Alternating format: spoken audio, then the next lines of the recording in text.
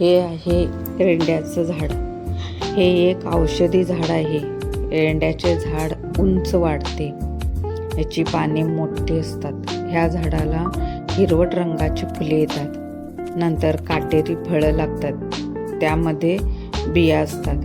ह्या बियापासूनच तेल काढलं जातं.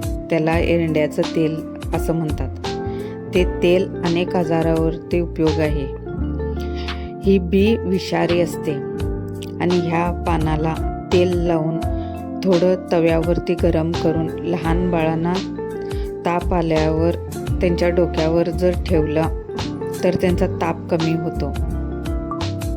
हे लोक पहिला तेच वापरायचे. हे ताप आला की हेच बाळांना घालायचे डोक्यावरती.